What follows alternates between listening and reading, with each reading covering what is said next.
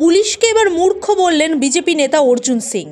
ভাটপাড়া পুরসভার টাকা ৯/৬ নিয়ে আগেও অর্জুন সিংকে জিজ্ঞাসাবাদ করেছে সিআইডি। বারবার তাকে নোটিশে পাঠাচ্ছে পুলিশ। সেই নোটিশে নাকি ভুল রয়েছে বলে দাবি করেছেন অর্জুন। তার দাবি, যে সময়ের মামলা তখন ভারতীয় ন্যায় সংহিতা গঠনই হয়নি, সুতরাং কি করে পুলিশ ন্যায় সংহিতার ধারার আওতায় তাকে নোটিশ পাঠাচ্ছে। এই নিয়েই প্রশ্ন তুলেছেন বিজেপি নেতা অর্জুন সিং। পুলিশের কথা কি, এদেরকে মমতা ব্যানার্জি ইনস্ট্রাকশন দিচ্ছে ডিজিকে, ডিজি বলছে সিপিকে, সিপি বলছে একটা তোলাবাজ যারা ইন্সপেক্টর লেভেলে আছে, সাব ইন্সপেক্টর আছে, তারা চিঠি বানাচ্ছে। এরা জানে কি বিএনএস কবে লাগু হয়েছিল, বিএনএস এ কি আছে, কোন লেখাপড়া নেই, এরা তো তোলা তুলতে ব্যস্ত আছে। এই সব নিয়ে তো যখন কোর্টে মামলা যাবে তখন তো এদের জামা প্যান্ট খুলে যাবে, কেন চিন্তা করছে না?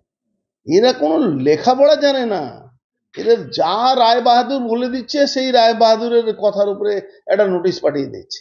এদেরকে বলা হয়েছিল কি তোমরা এই চিঠিটা আজ থেকে ভুল দিচ্ছে না, এই প্রথম দিন থেকে একই ভুল করে আসছে। কি বলবেন এদেরকে? 17 থেকে ডাকা হয়েছে, আবার 17 তারিখে ডেকেছে। এদেরকে বলা হয়েছিল দিল্লি ইলেকশনে বিজি আছি, 5 তারিখে পরে ডাকবেন, তাও শুনছে না। আগামী 17ই জানুয়ারি ব্যারাকপুরের ডিডি অফিসে অর্জুন সিংকে তলব করা হয়েছে। ইতিমধ্যে নোটিশ পৌঁছেছে তার হাতে। সেখানেও ভারতীয় ন্যায় সংহিতার ধারা দিয়ে তলব করা হয়েছে। অর্জুনের দাবি, বিষয়টি পুরোপুরি ভুল। কোর্টে এই নিয়ে চ্যালেঞ্জ করলে পুলিশই বিপাকে পড়বে। বিজেপি নেতা প্রিয়াঙ্গু পাণ্ডের বাড়ি নির্মাণ নিয়ে এবার ব্যারাকপুর ডিডি অফিসে অর্জুন সিংকে ডেকে পাঠানো হয়েছে। ব্যারাকপুর থেকে প্রতীতি ঘোষের রিপোর্ট, দ্য ওয়াল।